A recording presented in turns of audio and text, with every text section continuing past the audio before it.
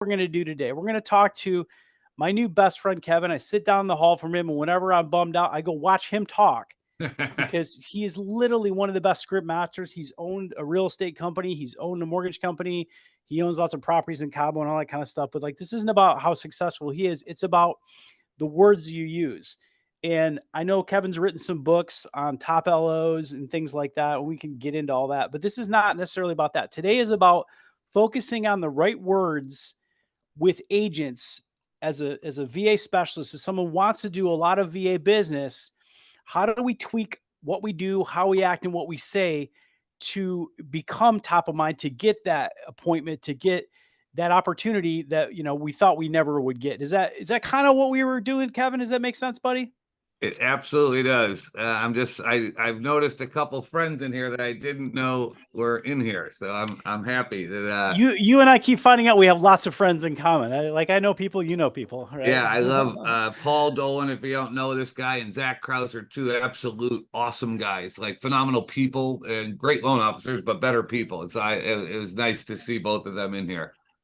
Yeah, I think, Mike, you hit it right on the head. Here's the good and the bad and the ugly, right? We all are living in a tough market. It's been 30 months that we haven't had any tailwind from the market. On or about January 1st of 2022, we went from 2.625 interest rates to 4 1/8 within 90 days to 5 1/4 within another 90 days. All of a sudden, the most meteoric rate rise 6 months in the history of the mortgage industry. We watched an industry go from 180,000 producers down to about less than 80,000 today.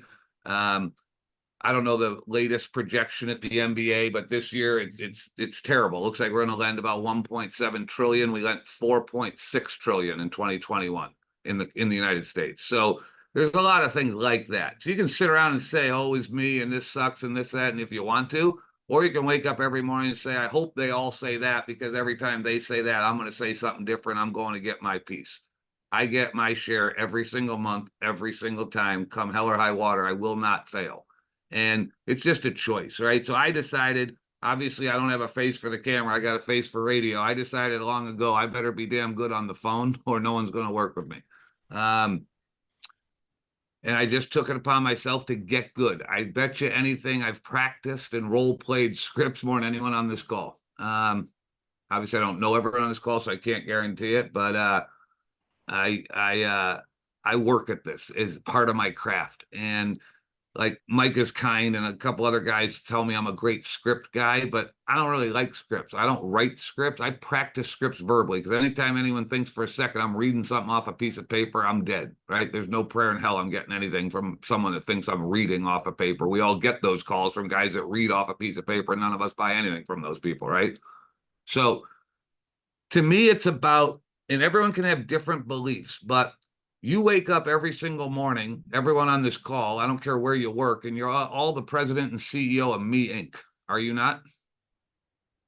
Right? You got to go out and eat what you kill. Your company's maybe the greatest mortgage company in the world. I think my mortgage company is really good at many things, but at the end of the day, I don't pay the bills of every loan officer that works here. They got to pay their bills, right? So we got to make a difference. So if you believe that realtors are the number one or a focal point of the referral-based businesses that you choose to operate, then we better be damn good. Because if you think about it, if you just like, a couple things. Number one, when I call a realtor, I have to say stuff that is genuine and authentic to me. I can't say stuff that some other guy told me if I don't believe in it, right? So you guys are all going to have to craft your own thing. But for me, I was a realtor. I worked at RE/MAX for 11 years. I was pretty good at it. If you're calling the right realtors, every one of them already has a lending relationship in place, don't they? Right? Do you get that objection from realtors? Oh, I already got a guy. I've heard that 1,000 times. Have you not heard that, right? What do you believe? How do you communicate? Okay. So my point is this: when I'm going to take and invest my time for 2 hours today calling realtors, I'm going to go and get the highest level of conversion that anyone's going to get, because I don't want to make 50 calls and have one conversation and not get an appointment. That's not a good day for me. So I've chosen to do some different things. Mike, could I use you and role play with you on just just like a normal call. This has nothing to do with a VA offering, but you guys can morph this into a VA offering, okay?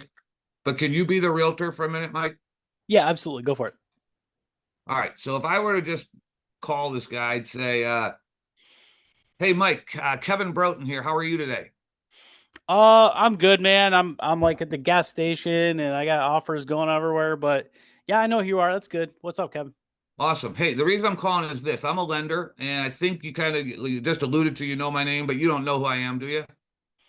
Not really. I think, you work with one of the guys in my office. That's about all I know. I have Yeah, nothing and I else. don't really I get know lenders you. call me all the time, Kevin. Well, that's what I was calling going to nonstop, ask you. man. Do you get a bunch of lenders calling you all the time, telling you how fast they are, how cheap they are, that they work on weekends, that they do everything lickety split, and that they close in a week?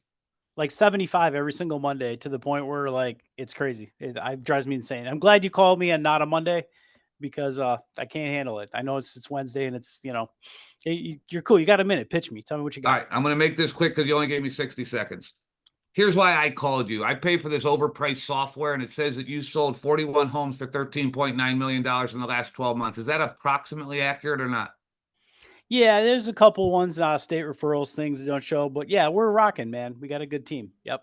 Well, Good A, stuff. congratulations. 14 million puts you in the top 4% of all self-generated realtors nationwide. Did you know you were in the top 4% or no? I don't know. I just focus on the next deal, Kevin. Good for It you. sounds That's good. all. Numbers are That's good. all you should focus on. I love it. So here's why I'm calling. Um, I'm not dumb enough to think that you've been selling real estate for 15 years. You sell $14 million worth of real estate and you don't have a lender. You have someone that you work with already, I assume, right? Yeah, yeah. I work with Todd over at Success Mortgage. He's the best. I love that guy. Excellent. Excellent. I'm not looking to sever that relationship. Here's the only reason I'm calling. If I could show you a way in 30 minutes or less to implement two strategies that don't cost a penny, either of them, that would guarantee you an additional 10 home sales in the next 6 to 9 months, would that be a worthwhile venture for you to spend 30 minutes with me and invest that time with me or not? As long as I got to hire 3 or 4 or 5 more people to do it and invest, 2 or 3 or 4 grand in technology and completely redo my life and work, extra hours all around the clock. I'm putting a lot of rails up there because I don't got much more time, Kevin. And yeah, I hear lenders all the time saying like, "Oh yeah, we got this system, we got this, and we got that," and it's a bunch of shit leads. Like I I'm don't want I'm any of that. sorry. I must have done a terrible job communicating. What I said, Mike, and I must have said it unclearly, is if I could show you a way to implement two systems that don't cost you $1, either of them, would you invest 30 minutes with me or not? You did say that, Kevin. You're a fair guy. I'm just so used to all the other lenders letting me down, man. I mean, if you're that confident, then yeah, I guess we can do that. I mean, I'm going to be skeptical up front. I'm just telling you. I mean, I already got a good thing going, buddy. Hey, believe me, here's what I love about this. You're not desperate. You sure as hell don't need me, do you? No, no, I'm in place, man. We're rocking. I Good. mean, And I'm not desperate and I don't need you either. And that's the beauty of this because most of the best partnerships I'm in came when neither party was desperate. What I'd like to do is sit down with you, share these two strategies, get to know you a tiny bit. And if we have similar or the same core values, I'd love to ask for the opportunity to see if these implemented strategies produce the results I say. And if they do, would I have earned the right to ask for an opportunity to be your partner? That's all I'm asking for.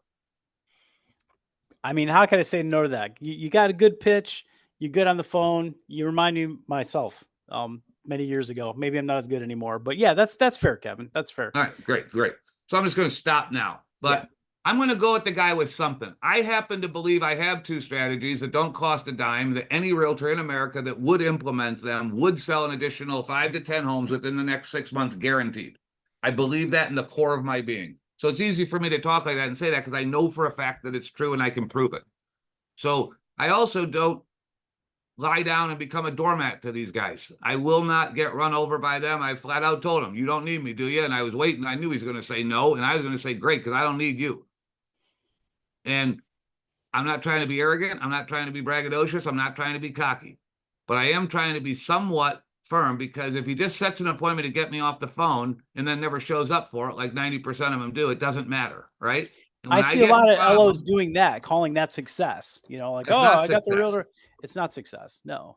It is not success in my opinion. And again, I'm not here to judge anyone or tell anyone what the heck to do. You asked me to share what I do, so I like to hit on realtors with what I perceive to be a message of value because I'm 100% convinced. So what do you guys have in the veteran lending space that could actually help? Like I know for one thing, and Mike, you and I briefly discussed this for a minute, but the value of a local person on a VA loan in relationship to the appraisal ordering process really matters, does it not?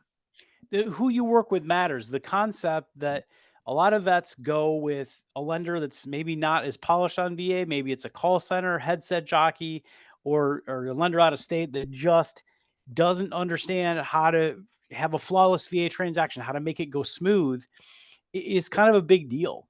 And, sometimes the value is subtle. Sometimes the value is look, if you have a VA transaction, you don't need to worry about it at all. Our team closes it so smoothly. You can spend your time calling on your next client. I mean, that's a pretty big value.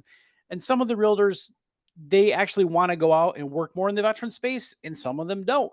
And so you can kind of gauge what their interest level is when you're asking them questions, right? You got to ask them questions, got to see what they say. And so if they come back to you and they're basically kind of saying, I don't want to be a VA specialist. I went to a class once or whatever. My team just does everything. We run into vets once in a while. We don't suck. It's a different approach versus we love veterans. If you say we love veterans, then what you're offering back to them in return, you go down a similar path like you went, Kevin, where you're trying to get an appointment, you're trying to get some time to talk to them, all that kind of stuff. But you're basically going to teach them how to find more vets and do more VA deals versus a realtor who you've just kind of realized they don't really care that much about VA, but they're going to run across vets because they do a lot of numbers. So I might have to go a different way with them. I'm like, look, I'm going to save you time because I'm not going to suck. But if you're Versus I'm just going to teach you how honest, to do yeah, more but business. if you're honest and upfront about that topic right there, like we have a gal at my company that's closed north of 100 million in a year, and every lender on this call, there's no realtors on this call, right? There's a couple joint, but everybody is a licensed LO on this call. There's a few that Okay, are so like realtors and LOs, but yeah, yeah. so every lender knows 100 million in a year of a self-generated person's a lot of volume, right? And this lady walked into the real estate office her first day. She had never ever closed a loan on the day I hired her. And she said, I'm a reverse mortgage specialist. Can I talk to you? And the broker said yes, because their current person didn't do reverse mortgages. She got so well liked amongst the agent. Within 6 months, she was the in-house lender at that real estate company, supplanting the first person. But she walked in and said, I'm not here to sever the existing relationship. I just do reverses. She's never closed one reverse mortgage in 10 years with my company, but she's closed over 100 million twice in a calendar year. And I'm saying you could use something like that with the VA angle, right? It We doesn't had have to. we had Rick Betancourt, who wrote the NAM class, and you're pretty familiar with the NAM class. John, who used to work here, John Yep. McDade, helped Rick with that class many years ago, was one of the teachers of it as well. And Rick was on our call a few months ago, and Rick was saying, like, my business model might be different than other LOs. And a lot of you on this call have a similar concept where, like, you may not want to have a whole bunch of agent partners that are sending you 20 deals a year or 10 deals a year or six or whatever. You might be okay with the fact that you need to know 200 or 300 or 400 agents that are going to send you maybe one opportunity a year or one every 2 years. So you essentially get 200, 250 cracks at a VA loan and you end up closing 100. But it's a different concept where you got to get in front of a fair amount of them. You got to get them in a CRM. You got to show them your value proposition, and you got to get them to like agree to commit to send VA loans to you. And that's the part that's a little different from what a lot of the other mortgage coaches are teaching in the mortgage space. A lot of them are just saying like, hey, look up top production, only go after top producers. Like we're saying, okay, find a lot of agents that are decent, that do enough business that it's at least worth talking to them once in a while, but convince them, hey, I just want your VA stuff. And a few of them will really like you and they're going to send you all their stuff. And a lot of them are going to send you just the VA stuff. So it's kind of fascinating when you go down that path. You sometimes find the agents you just ask for VA stuff, they end up getting blown away by your process and how cool you are, and then you end up getting all their stuff. So And to me, it's all about being strategic. You just presented a strategic way to get business. And what you said is go to 100 realtors that aren't great, that don't want to work with you, and say, can I just have your VA loans? And if 1/10 of those people send you a loan a month, you make a lot of money, right? Yep. That is a strategy. The Yep. question is, how strategic are you with that strategy? What pieces of that implementation of that strategy are you really good at? And can you wow them once the result comes? What are the expectations? How do you set it up? And to me, that's what this is all about. It's not about scripting. It's about everyone on here owns their own business. I happen to know a guy named Zach Kraus. The guy's a stud. He's an awesome dude. He's great at closing loans. The guy knows guidelines. He gets all that. But What he's really great at is being strategic about how he chooses to invest the hours that he wants to work today. Did you mean Zach Karp or Zach Kraus, who's on the call? Kraus. Oh, nice. Okay, cool. Yeah, I've known Awesome. Zach Kraus for, I don't know, 7 years, Zach, something like that. Yeah. Give me a break, Zach Karp, please. No, I'm just kidding. Zach Karp's a good guy. I love Karp too, but this is Kraus. But no, I Yeah. said exactly who I was talking to, Zach Kraus. But Thanks, my Kevin. point is this. He's strategic in what he chooses to do every day. So having great scripts is great, but if you're not disciplined, you're either going to have the pain of discipline or the pain of regret. That's a fact. Every single person on this call is going to have one of those two pains because discipline's not fun. I used to be the most undisciplined human being in the sales game, and now I'm one of the most disciplined people. Mike knows I never move from my office. I'm on the phone between 7 and 9 hours a day. I almost don't get lunch a lot of times. I have a laser focused approach to the hours I invest in my business. I don't screw around on the hours that I'm here, and I'm a grinder. I'm a machine, but I'm strategic in what I choose to do every hour because I only do high leverage activities. I don't do any low leverage activities. I don't buy my own lunch. I don't check my own emails. I don't do anything that doesn't check 3 boxes. I got to love doing it. I got to be great at it. And it's got to make me money. And if it doesn't check all 3, I don't do it. Doesn't mean those other things don't get done. They just don't get done by me. So on this thing, the reality is most loan officers spend more time per week on low leverage activities and fewer hours on high leverage. And if we could just flip that a little bit, and if you say realtor attraction is a high leverage activity, and if you're going to guarantee yourself that you're going to do that 10 hours a week, why not be the best during the 10 hours? If you're going to be a 6 out of 10, why do it? I want to be a 10 out of 10 and then do that 10 hours because my results are better. And if I get on the phone enough hours a day, I get the results I want almost every day. I'm not better or smarter. I'm obviously not better looking than anyone here. I have a reality of I'm going to try.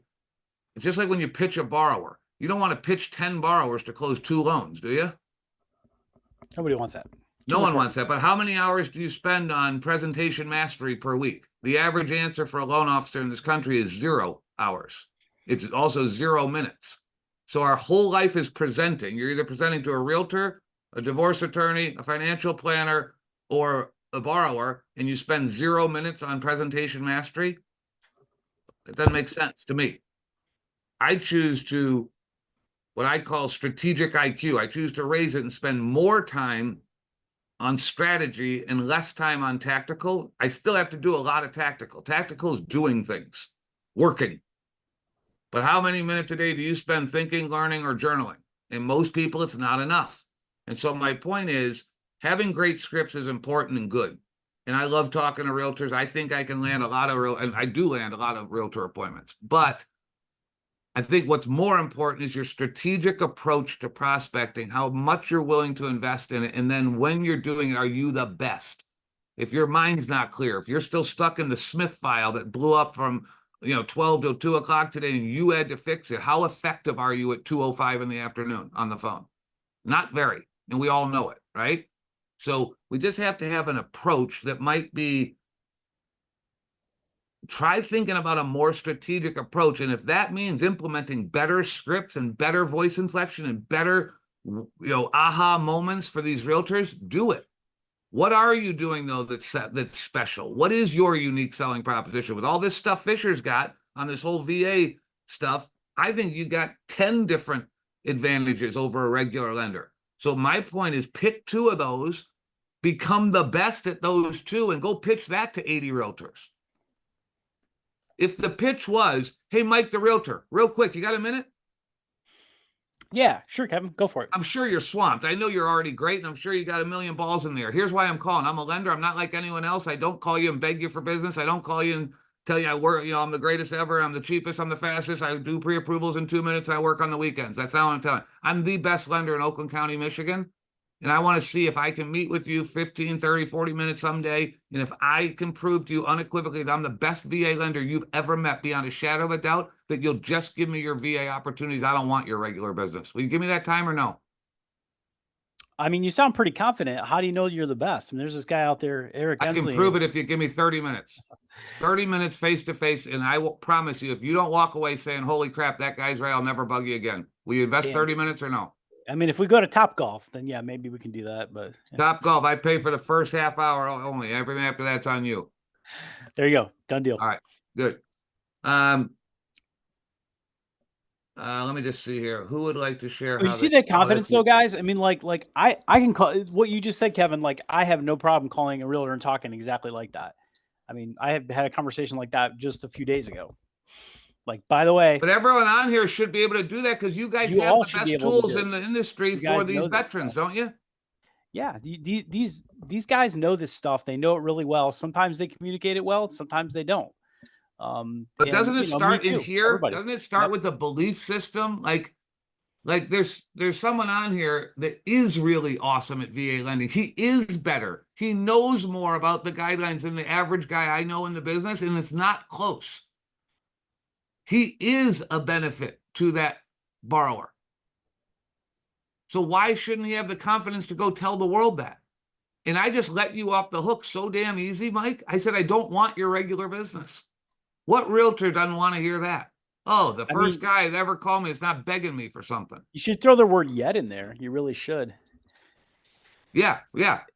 I've been dying to throw Alex about that because Alex, yeah. I love your approach to calling agents and talking VA loans and stuff. Like, can we do this? Just you love role playing, you love scripting, Alex. Like, I'm the realtor, and you're calling me, and you've already identified because I know you just like Kevin and myself. You go look up agents' productions. You're strategic about it. You use MMI, model match, all that kind of stuff to figure out who all the big hitters are in your area. You'll go pull numbers from, Clarksville, figure out who you're well connected with or all that kind of stuff.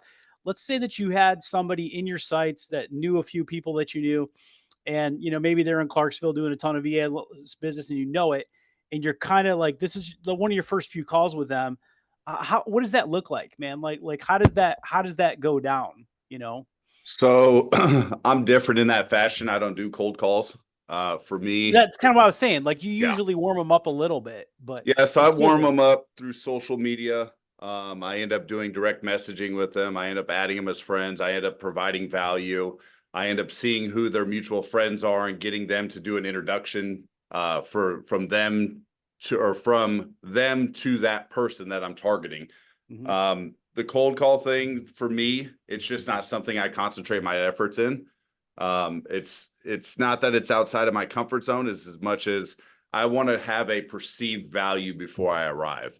So typically what I'll do is that I will concentrate on specific areas. I have basically mapped out areas that I concentrate in, and I spend specific time focusing on those areas, if that makes sense, meaning those particular real estate agents, those particular markets, those particular stats, the people that I choose to reach out to. It's very systematic. And I know, Mike, you've seen the system that I've built in Pipedrive, but it's meant to, okay, today's Monday, we're working on Birmingham, Alabama. Today's Tuesday, we're working on Huntsville, Alabama. Today's Wednesday, we're working on Clarksville, so on and so forth. And I build my value by presence. People reach out to me, and by the time they've reached out to me, they know that I know what it is I'm talking about because I've demonstrated it so much. A great example of it, I'm teaching a class next week at a pretty well-known real estate office here. Mark, you'll know of it, the Hive. I'm doing an event there, and I was reached out to and invited to do the event there. I didn't reach out to them and say, hey, can I do an event at your office? They reached out to me and said, hey, you're the man. We know you love VA. We know you're highly educated in it. But that's a daily demonstration of what it is that we talk about and demonstrating that we know what we're doing to the people that are watching. My biggest thing is, people take note of that. If you're consistently providing information and providing value to the marketplace and people are seeing what it is you're doing, they are watching. And if you continue to practice what it is that you preach, they take note. Now, the next thing we have to do is ask them out on a date, right? It's kind of like being the jock in high school and the cheerleaders know you're a stud because you're the starting quarterback. Well, eventually, if you want to date a cheerleader, you got to go ask him for a date, but you know that person's interested because you've heard it through the grapevine. So you may say to your buddy or a woman that you know that's also on the cheer squad, hey, I think Sally is good looking. Could you do an introduction? And they say, oh, Sally is amazing. And here's what they do. They go to Sally and they say, Sally, you've got to meet my buddy, Zach. He is amazing. He is the starting football player, all these other things, right? Because they're going to church you up. They're not going to say, hey, I know this shithead. His name's Zach. You really shouldn't meet him, but I'm going to do an introduction because he asked, right? And so that's my way of kind of, there's a book I want everybody on this call to read. It's called The Like Switch. I tell everyone to read this book. It's about an FBI agent, and he talks about how he integrates himself into basically creating spies, right? People that are working for him in foreign governments. So the Like Switch talks about that. One of the things he talks about is proximity.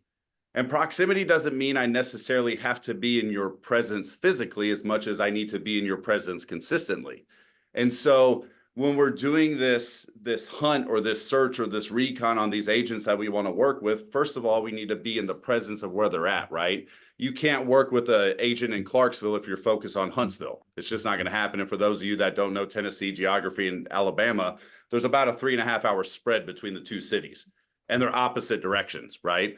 So you have to figure out, where am I going to work? Who do I want to work with? Who do I know that knows this person? And how can I get to that person the best? So if I have a great relationship with Michael Fisher, which I do, and a better relationship with him than I do Mark Sullivan, I'm going to reach out to Michael Fisher to meet Zach before I'll reach out to Mark. Even though Mark and I are friends, Michael Fisher's my better connection. He's more likely to vouch for me. And so doing some of that ahead of time recon, but more importantly is this: know who you're spending time with. Every brokerage in the world creates this thing, and I call them wanted posters, right? And the wanted posters are what? They're that little bragging right that they put out at the end of the month that says Sylvia was top producer for her company. She was the top 10. Those are the people. You don't even have to have MMI to focus on those things. MMI, that's what it's called, right? I get what's in my Model Audi. Match, MMI, they're all similar. Yeah.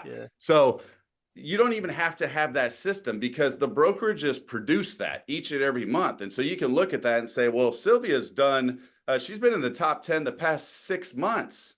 And I went to Sylvia's website and I went to her Facebook, and her husband's a veteran. I wonder if she works with veterans. I bet that she does. I bet she has an insight. Oh, and she lives in Clarksville. I guarantee she does, right? So you're filling yourself with data before you go. So that first call is a lot more comfortable. The first call is likely a warm introduction, right? And the thing is when we get hyper focused on it, this isn't something where the opportunity comes once in a blue moon. In fact, we can make opportunity come right now, right this second. I could go to my Facebook, find someone that knows somebody that I want to know, and make a connection. And one of the reciprocating questions that you can have when you're there, when you're with those people, when you make that date that Kevin was talking about, and you've sat down and you've had coffee, you've formed your value, you've done all those things, you ask this question. I promise you it'll change the way things leave when you leave the meeting. What can I do over the next 10 days that would help contribute to the success of your business specifically? What can I do over the next 10 days that could help contribute to the success of your business specifically? Or who can I introduce you to that's within my sphere, right?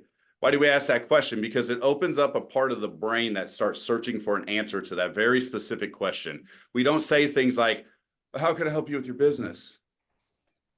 What can I do specifically over this timeline, this window of time? What can I do in a short period of time that will help you grow your business? It opens up a piece of the brain, and guess what else it opens up? Reciprocating questions. That's a great question, Alex. Let me think on that for a minute. Now I got a reason to follow up with you. Hey, you've thought about that. It's day 2. What'd you think about? More importantly, you're going to say, tell me what I can do for you, right? Because it's a reciprocal question. So when you say, tell me what I can do for you, I'd say, you know what? I've been wanting, somebody in your sphere, Kristen Babick. I would love an introduction to her. Could you make that happen? You come preloaded. You already know what you're going to ask. The reciprocating question is going to happen as long as you ask it, because human nature requires. Watch this. Fish, how's your day today? It's all right, dude, but I'm like just all this stuff in my face at once. I can't even organize myself. Too many people, too many things to do. Yeah, that's awesome. Good to hear. Most normal people would say his answer and how was yours? Don't ever ask Fish that same question again, because he's going to do what he just did. Most people say the reciprocating question. You load the question, you know what's going to be asked, because that's how typically people respond, right? That being said, so we load these questions up. We know what we're going to ask. But more importantly, like I said, what can I do specifically to help improve your business or grow your business over the next 10 days, or who can I introduce you to? That's One what thing they're I've asking. watched you do in the past, Alex, and you ask them, like what could you do to help them, or what are they struggling with, or all this kind of Yeah. stuff. Is let's say that they go down the path of saying like, man, I just like I just need more people, and I'm terrible at social media or whatever. And they give you all these little things, and you say, you're like, hey, I read this book once. Maybe it's a like switch or whatever. I'm going to send you a copy of that. Yep. And, Well, and and I or like to something do like the that. mental You game. do that. You send stuff to people after you talk to them and get to know them. Yep. Like all the time. You send books to people constantly. There's another question you can ask, and this kind of falls into what Kevin was talking about in the introduction call. Are you interested in serving veterans at a higher level? Period. That is a question. If you say no to, you need a kick in the face. It's only a question that you can say yes to, right? Because imagine this. Are you interested in serving veterans at a higher level? No, sir, I'm not. Oh, well, you're not my people. Nope. Okay. So go ahead and let's blacklist that person on to the next. The answer to that is almost always yes, right? And so what does that do? Are you interested in serving veterans at a higher level? I am. Fantastic. Listen, I have a class coming up next Friday at the Hive. I would love for you to attend as my special guest. I realize that is not your brokerage, but I'm going to pick up the phone and I'm going to call Bill and Mike and I'm going to ask them if you can attend. Is that okay with you? It is. Okay, let's go. Now I'm going to call Bill and Mike and say, hey, I'm bringing Andy Rose with me. He's from Keller Williams. This may be a great opportunity for you to sit there and finazzle him. Is it okay with you that I bring this outside agent that's a producer and also he's a veteran? Is it okay that I bring him to your event? Maybe you can smooze him a little bit. Now, what's that? That's value to the Hive, right? Yeah. That looks great. It looks great. But we asked the question, are you interested in serving veterans or active duty service members at a higher level? You can't say no to that. If you do, you're automatically off my list. Does that make sense? I love it. That's good stuff. All right, Kev, we're going to get back to you because I there's more stuff in your head there. I know it. So let's say, Kevin, that you convert these appointments and you get the chance to sit down with the agent. Yep. I mean, what's the mindset on that? What's the approach there? Like they're still put off a little. They're not going to work with you right away.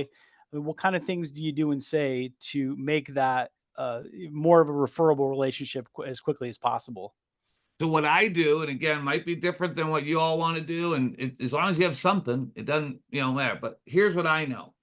I say stuff like, hey, Mike, thanks so much. I know it's tough out there. I just never shy away. I don't talk about how bad the market is, but I do say, I know it's difficult out there. I know it's different.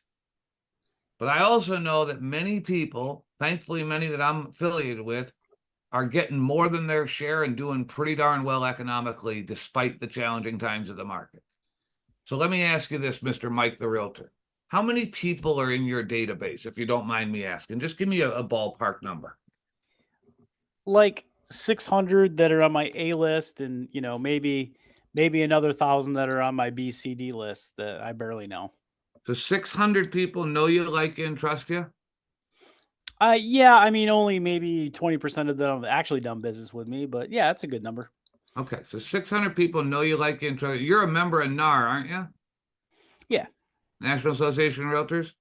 I thought I saw on their website that they said that 8%, 1 out of every 12 American adults buy a home per year. Is that accurate, do you think? I don't know. Sometimes NAR is accurate, sometimes they're not. And I love this because Mark and Sullivan and I do this exact training that you're doing right now. Mark, if Mark's still on the call. But yeah, I love it. Yeah, you're right, Kevin. That number's good. I love it. So 8%, I'm no math wizard, but 8% of 600 is what, 48 people? Sounds good. I'm not that great. I'm good with realtor math. Like I can do 3 and 6% pretty well, but I think your math was pretty accurate.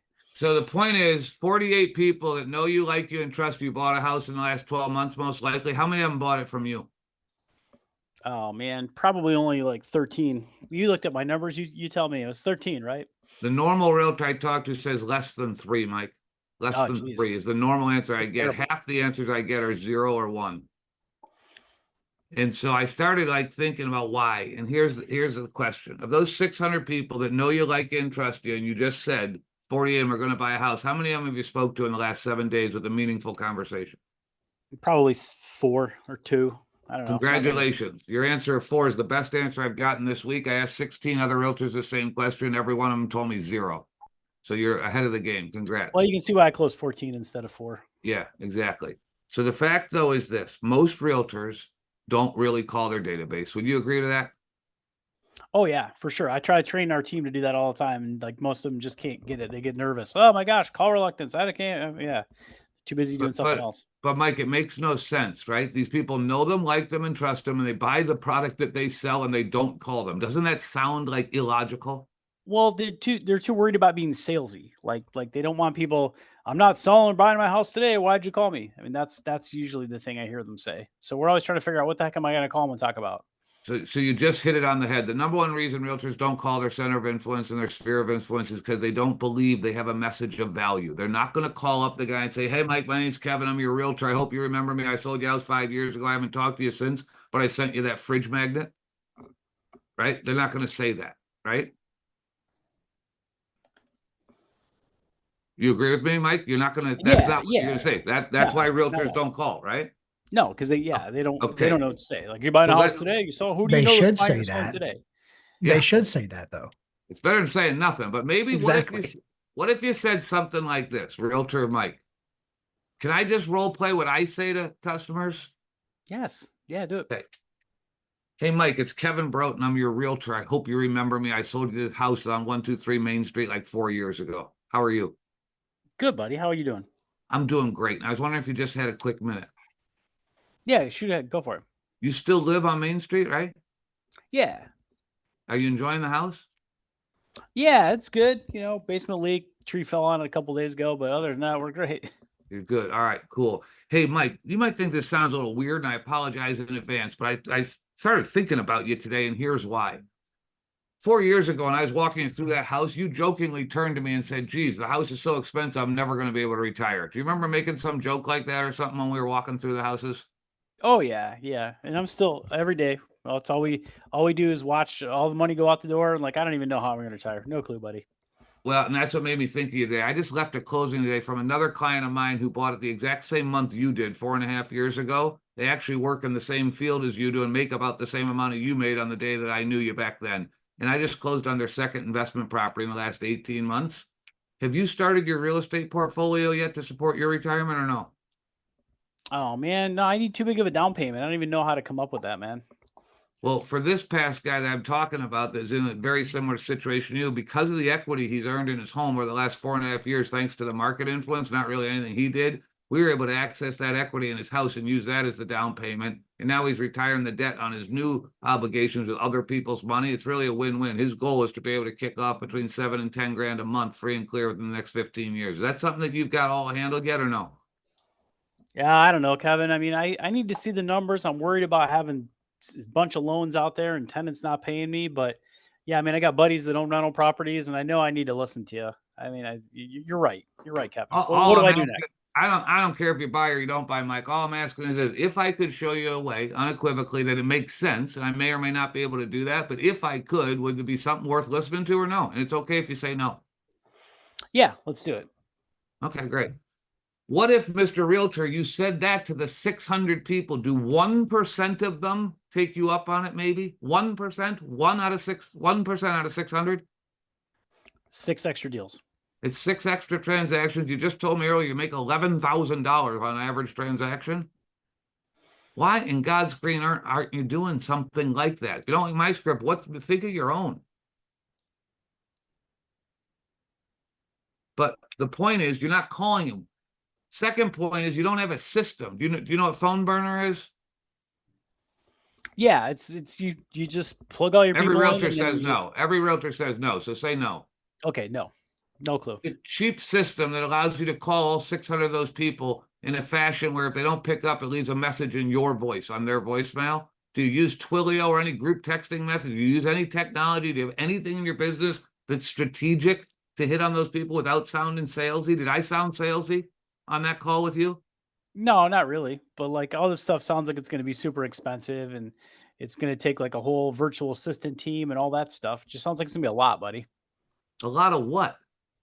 A lot of money and time and employees and things Phone like burner's that. like $100. What if I paid it for you and set it up for you? What the hell Yeah, are you talking about? $100? You just told me your average commission is $11,000, and you say you're the president and CEO of Fisher Inc. and you don't have a strategic methodology to contact the people that already know you, like you, and trust you, and are going to buy 48 homes in the next 12 months? Help me understand this. It makes no sense to me. Well, now that you say it like that, Kevin, I kind of sound like a dum-dum, don't I? Well, and again, I'm not trying to embarrass you, Mike, or make you sound like a dum-dum. I'm just saying you said you weren't happy with your level of productivity and you wanted to increase your revenue to you and your family. You said that to me, didn't you? Yeah. Yeah. I mean, wife's coming in every day wanting to buy new shoes and go to Disney, and I got to figure out how to pay for it somehow. Well, all I know is it's pretty expensive to raise families nowadays. I got family myself, and it's the number one priority in my life too. The good news is you seem like a good guy, and I only work with people that are congruent with my core values. And it seems to me like you care about some of the things I care about.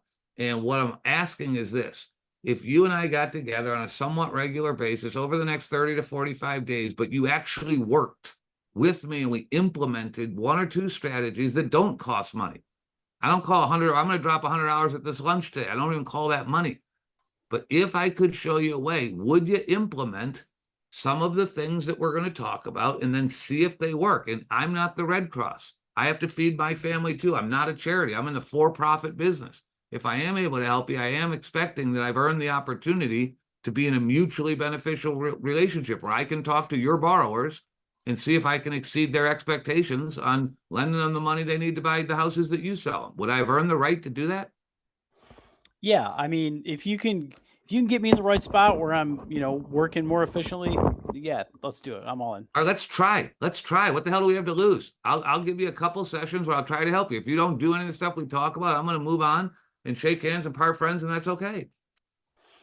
So And anyway, a lot of investors are afraid to start paying attention to what the realtors need to do and the scripts that they need to do, and how our realtors can get in front of more customers and more veterans. And that script becomes even easier, Kevin, if we have a veteran who's trying to buy investment properties, because they have the ability to pull 100% out of their current house.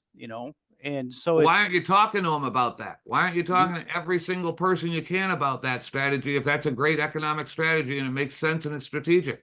Right. I mean, because everyone's focused on, oh, how can I get the cheapest debt? Now, how can I use that debt to create wealth? And, in Veteran Mortgage Advisory, we talk about that all the time. Your VA benefits, one of the best benefits to manage debt and build wealth. Everyone here knows Eric Ensley. Eric has cashed out like his properties a bajillion times and taken all that and turned around and flipped it into investment properties. Exactly what Kevin said. But he's able to do it better than other people because he can go higher on the cash out without having a bunch of price hits. I mean, you can't cash out your primary residence to 100% on conventional without getting lambasted. And yeah, the pricing is worse now than it used to be, but you can still do a 90% cash out VA. And you're right. Some of the vets are just like, oh, I don't want to walk away from this 3%. But if you show them, well, maybe you're walking away from that, but you're taking 60 or 70 or 80 grand and you're buying these 2 or 3 other rental properties.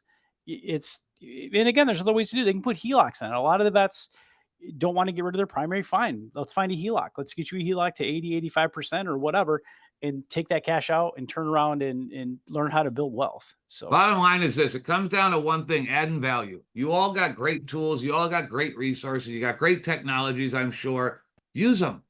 Provide value. Be upbeat. Be smiling. Love people. Care about them. Do the right thing. Go the extra mile. Do favors in advance. Do little things. Send books. Send articles. Be an advocate. Be a connector. That's all we got to do to be successful in our business. I like that, Kevin. You didn't know you had that in common with Alex, but I know you have a giant box of books right next to your desk. Yeah, I do. You have your loan partner, your assistant send out all day, every day to different people all over the country. Alex, I know you do the same thing. I've sent out 500 books this year minimum, and people like getting them. Mm-hmm. And yeah, it cost me, the cost of the book and the $10. So I spend whatever that is, $10,000, $20,000 on books. Why would I do it if it didn't come back to me 5-10-fold? Dave, I'll send you a book. If I'll do this. If I wrote a pretty good book called Loan Officer Success. It's decent. I think a number of people have told me they've gotten some nuggets out of it that have helped them change how they think in the actual activities they're doing. Fish, how many people are on here about? 22, 25, something like that. If anyone email or if anyone gets their address and name to Fish, I'll send you a book. It's pretty good. I think you'd enjoy it. And I got a copy right here. It's called Loan Officer Success. It's an easy read. It's like 110 pages or something. But I was able to interview 11 loan officers that closed north of 100 million in a calendar year. And I asked them about 45 to 50 questions each. And I took the 12 commonalities that those people have. There were 12 things that all 11 of them did. Because I found it fascinating. Why does this lady close 140 million and this guy closes 6 million in a year? It never made sense to me. And so, of course, I thought maybe it's age, experience, sex, race, whatever. It's none of that. It's got nothing to do with any of that. And there's 12 reasons why those people do better than most. And this book has all 12 of them in there. It's laid out fairly well. So I'll get anyone a book, get the email and name to Fish, and I'll send them out by Monday. But in closing, because I got a call at 4 Fish, I got a host. But here's what I would just say this. I don't have anything that anyone else doesn't have. I got 2 things. I got someone that holds me accountable every day. I have a person that every time I do a low leverage activity, she calls me on the carpet and says, stop doing that. When you have someone nagging you like that every day, you change your activities into doing high leverage activities only because you don't want to hear her tell you to stop doing that. I'm a huge golf fan. The British Open is on right now. I would have loved to have checked the scores a lot today. I haven't checked one time because I'm working today. And I've been on a phone for about 7 hours so far today. I don't know if I've had 20 minutes off. I don't know. I'm a grinder. Grind. Go do something. But be strategic. Think about it as if it's life or death. You own your own company. You're the president and CEO. What do? They drive revenue. What did you do in the last 2 hours that drove revenue to your entity? If the answer is nothing, figure it out. Stop doing whatever you did do and do something different that drives revenue. Your job is to create, keep, or grow a client. That's it. You have no other job. There's over 100,000 displaced mortgage professionals in America today that are begging for jobs. We ran an ad for underwriters, 65 grand a year. We got 288 resumes in an hour. That's how bad it is out there. If you're chasing page 4 of the Wells Fargo bank statement, stop. Go create a client. Drive revenue. There are thousands of people that can do the loan. But be strategic in your efforts. Be passionate. Have a value prop that's meaningful and authentic to who you are. Showcase your core beliefs. Do stuff like that. And I promise you, it'll change. Just spending 90% of your working hours on high leverage activities instead of 20%. I've 10x my income in 1 year. I've made 7 figures in a year. And it's fun. But all I did was change the number of hours I do high leverage activities versus low leverage activities. That's it. Nothing else. And don't send email addresses if you want the book. I don't have it. I don't know how to do that. I have a book. It's okay. I'll get the log of the conversation. I'll email you guys and I'll get your addresses. Right. So anyway, yeah, that's all I got for you guys. I appreciate your willingness to listen to me. Fish, as always, thanks for thinking of me. I hope I brought some value to someone today and didn't waste people's time. That's good stuff, man. I appreciate you. Thanks, Fish. Thanks for your time. I love it. Hey, Mark, I want to bring you on a call soon because I know you're doing some of the stuff that Kevin talks with the value proposition for the realtors. Again, I know you and I have done some different trainings and webinars where, we'll bring the realtors on and then we'll literally give them the handouts and the value adds for their database. And then we'll teach them how to follow up with their database. That's something Mark Sullivan and I have been doing with TJ Barker. So I'd like to share that with the VMA community if you'd like to do that, Mark. Does that sound good, buddy? Yeah, let's do that. Yeah, let's do that. Because I think that's one of the problems is we find these realtors and they don't have direction. They don't know what to do. And no clue. Like Kevin's saying, if we partner with them, I mean, I've watched Alex partner with realtors, teach them how to do social media. I watched him take a Hispanic American that was doing very little and make him into a top producer with a team in his city. And it was freaking awesome. And I love you and I love how you build those realtors up and you teach them how to be successful all the time, Alex. It's freaking awesome to watch. So it's good stuff, buddy. Hey, I appreciate you guys. We're going to continue this. Hope everyone has a great day. Take off, bud. Guys, we're going to continue this theme of adding value to realtors. The Veteran Housing Advisor launch is coming. I've got my Eventbrite ready, but the problem is the hotel I got the booking link, but for some reason the Friday is not right. So like if you guys really want to book, I'll send you what I have, but I'm hoping to email it out to you tomorrow. I'm going to get the corrections with the hotel done. And that 26th, 7th event in St. Louis, I should have all this stuff ready hopefully by tomorrow for you guys. So appreciate y'all. Take care. Have a great day. Good to see you, Zach. Good to see Mark. Good to see Andy. See ya. See y'all.